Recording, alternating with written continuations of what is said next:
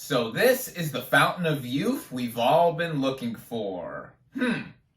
I mean, I like pickles, but the smell of this reeks.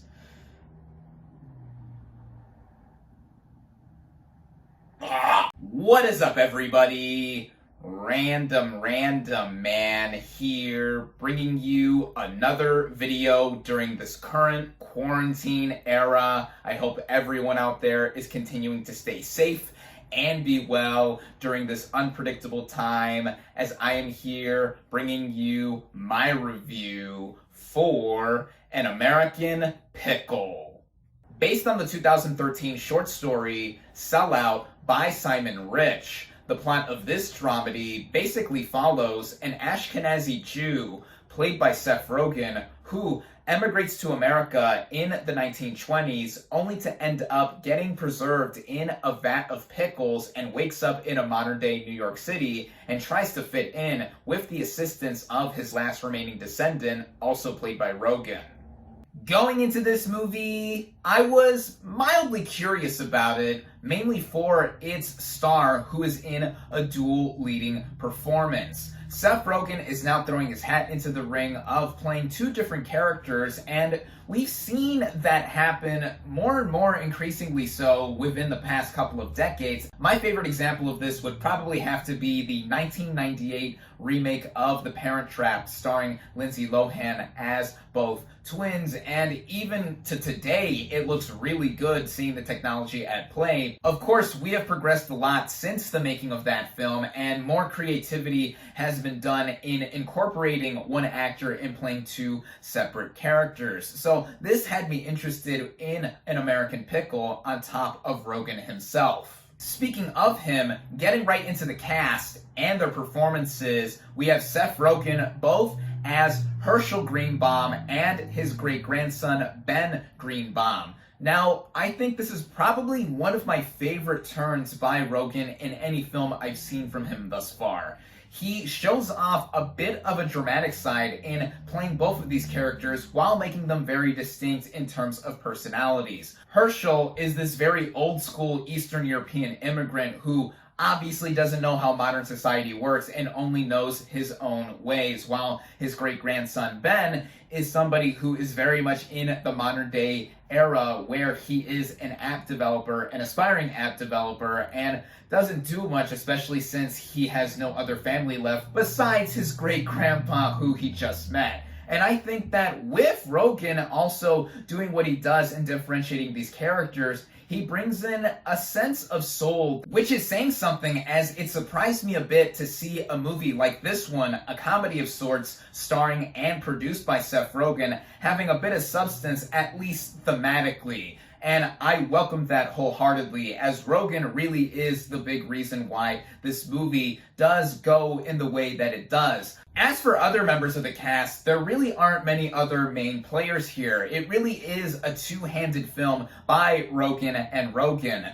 There's Sarah Snook, who plays Herschel's wife, and I thought she did pretty well for the screen time that she had, mostly relegated to the beginning of the film. And then there's also Jorma Taccone from The Lonely Island, who essentially has a cameo here as this connection that Ben has in trying to get this app he's been working on for 5 years up and running. And then that's about it for the main players of the film. And going right into the writing, in speaking of this concept that Ben wants to execute, there is a duality here to not just Rogen playing two characters, but also a duality in the themes of this film, in representing family and also the wants and desires of two completely different generations, literally a century apart, but brought together. As goofy as this movie's premise is, there's something sweet about the writing here, done by Simon Rich, in him adapting his own short story into this film's screenplay, and showing how there is a clear divide between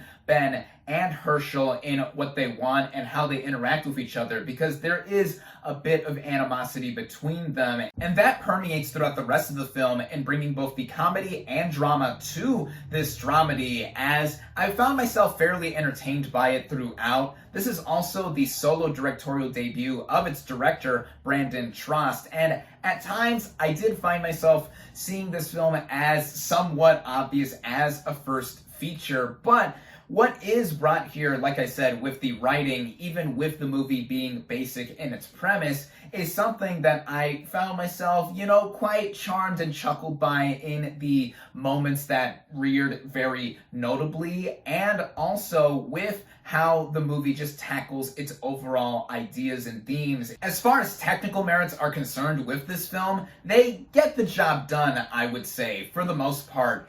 I can tell that this movie wasn't made on a very big budget, and given that it just premiered today on HBO Max to stream, which is how I watched it, it's something that made it feel like it was right at home on this platform, as sometimes I found the visuals to be iffy. There is some obvious bad green screen throughout. This film wasn't even shot in New York City. It was shot in Pittsburgh, and it would surprise me if the budget of this film was more than a couple dozen $1 million because of how basic it is, as I said, with its premise. And with how it goes in total, the way it is shot, edited, paced, all strung together, the movie runs at just under 90 minutes, including the end credits, so it's a very short watch. But as I said before, it really is Rogen in this dual performance, and even the technology, which I can tell most of the budget was given towards anyway, in having him interact with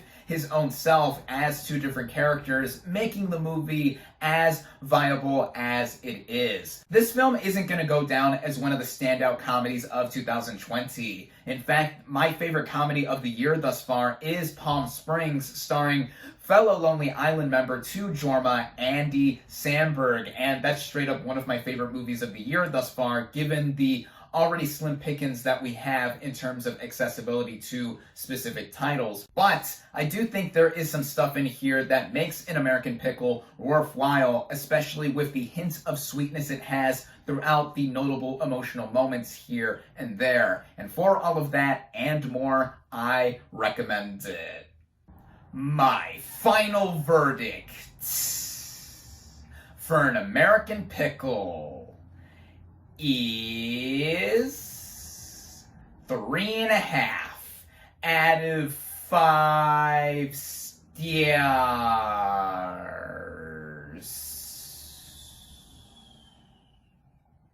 Thank you all, as always, for watching. Be sure to like this video, comment on what you thought of An American Pickle, social media links in the description, subscribe to my channel for more, and I'll catch you on the next movie review.